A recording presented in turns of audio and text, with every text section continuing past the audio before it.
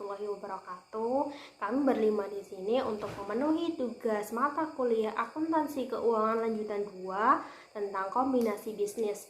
Nah, untuk anggota kelompok kami yang pertama yaitu Rano Wikardo, yang kedua Hera Setiawati, yang ketiga Yananti Tadi, yang keempat saya sendiri Erin Sukawati, dan yang kelima Khalifi.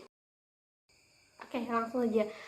Kasus yang akan kita bahas pada hari ini adalah PT Sri Boga Ratu Raya Akuisisi Pizza Hut atau PT Sari Melati Kencana Tbk.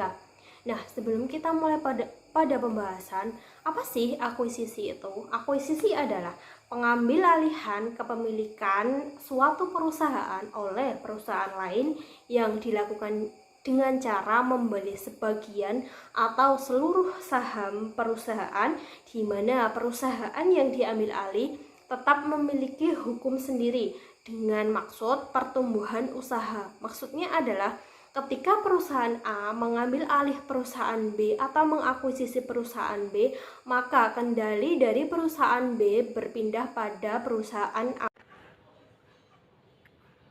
Selanjutnya, PT Sri Boga Ratu Raya. PT Sri Boga Ratu Raya berdiri pada tahun 1995 dan menempati area lebih dari 4 hektar di kawasan Pelabuhan Tanjung Emas, Semarang. PT Sri Boga Ratu Raya memulai produksi dengan tepung terigu merek beruang biru, tali emas, dan pita merah. Sejak itu, perusahaan ini turut ambil bagian dalam industri terigu di Indonesia untuk bersama dengan pemerintah memenuhi kebutuhan pangan yang bergizi dan higienis bagi masyarakat.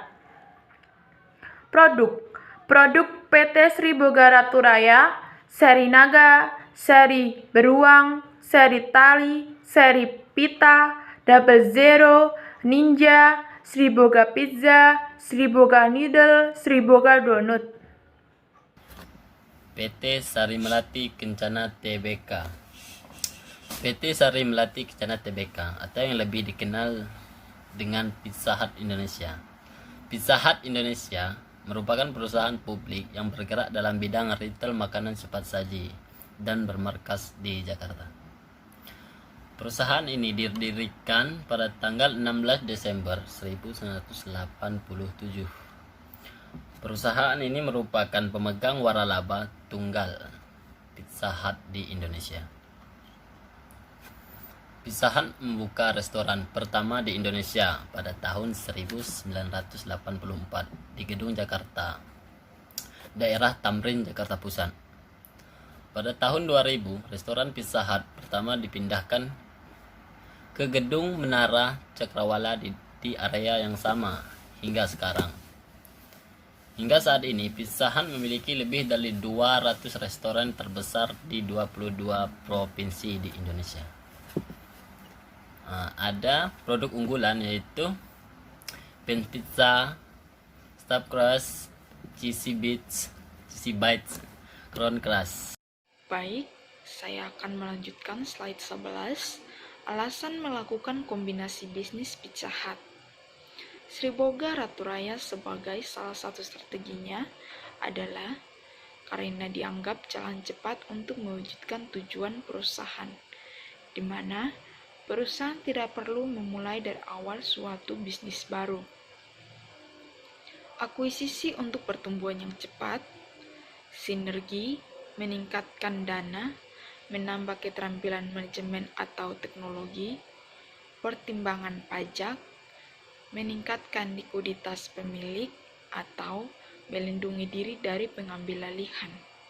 Slide selanjutnya, slide 12. Tahun 2004, saya tidak ada niat untuk ikut tender dalam mengambil alih Pizza Hut. Namun, berhubung pemenang tender tersangkut kasus LCBNI, pihak Skoder Investment Hong Kong membatalkan dan melakukan tender lagi. Jelas Alwin Arifin, Presiden Sri Boga yang putra Bustanul Arifin. Lalu, majulah saya yang di BKP Capital sebagai silent partner, imbunya. Nah, begitu selesai transaksi, Nama resmi pembeli Pizza Hut adalah Rekapital. Menurut Alwin, alasan seretnya modal itulah yang harus melibatkan pihak ketiga. Maklum, waktu itu pihaknya butuh dana sangat besar dan Sri Boga belum memiliki funding memadai. Pada tahun 2004, Pizza Hut dilego senilai US 42 juta karena rekapital perusahaan investasi setelah nilai investasinya meningkat. Pizza Hut dilepas lagi, dan siapa lagi yang paling dekat dengan Pizza Hut selain kami Sri Boga, ucap Alwin. Assalamualaikum warahmatullahi wabarakatuh. Alhamdulillah pada kesempatan kali ini saya bisa bertatap muka kembali untuk mempresentasikan hasil dari makalah yang sudah diringkas dalam bentuk PPT. Dan pada kali ini saya akan menjelaskan bagian ikhtisar keuangan dari PT Pizza Hut, yang dimana PT Pizza Hut itu merupakan bagian dari Yummy Brand dan merupakan perusahaan waralaba yang punya lisensi dari Yummy Brand sendiri yang bergerak di bidang pizza sebagai perwakilan dari Asia Pasifik, yang berada di bawah Asia Pasifik PLT Ltd. Jadi di mana pada ikhtisar keuangan itu PT Sri Boga Ratu Raya mengakuisisi Pizza Hut itu memiliki persentase saham sebesar 64,79%. Nah, untuk November 2019 yang lalu kita ketahui bahwa terdapat 50 outlet baru yang sudah dilaksanakan untuk mencapai pertumbuhan yang sesuai dengan target sebelumnya yang menjadi klaim dari manajer mereka tersendiri. Nah, untuk itu di Sumatera itu terdapat sekitar 401 atau sekitar 13,6% lah dari outlet di seluruh Indonesia, dan untuk Jawa dan Bali ini menjadi pusat atau senternya dari dari Pizza Hut sendiri, yaitu sebanyak 2.122 outlet atau sekitar 72,2% persentasenya.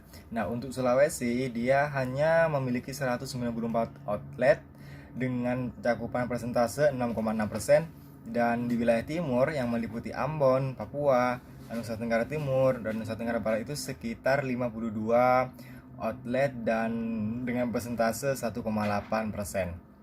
Nah, untuk itu dari segi rasio, di mana pada 2004 yang lalu proses akuisisi PT Sri Boga atas Pizza Hut itu mencapai kesepakatan, dan pada 2019 sesuai dengan laporan keuangan yang terbaru yaitu tahun lalu, yaitu rasio likuiditas itu pada neraca atau laporan keuangan dari Pizza Hut itu sebagai sebagai bagian lini bisnis Pizza Hut itu mencapai 1,58%.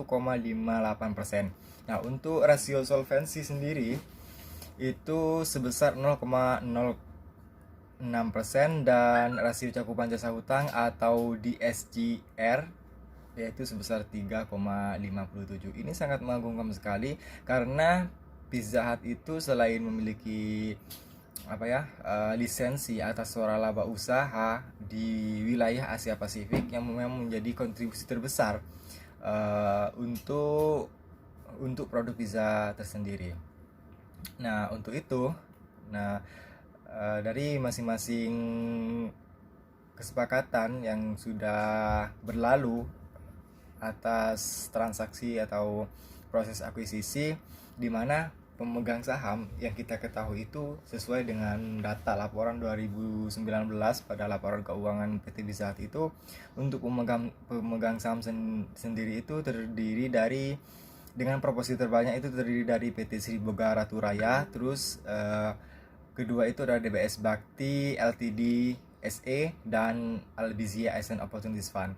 Dan untuk elemen masyarakat itu cukup lumayan tangguh, jadi dia di kisaran 28,87%. Mungkin itu sepintas dari saya terkait persentase pada kesempatan kali ini,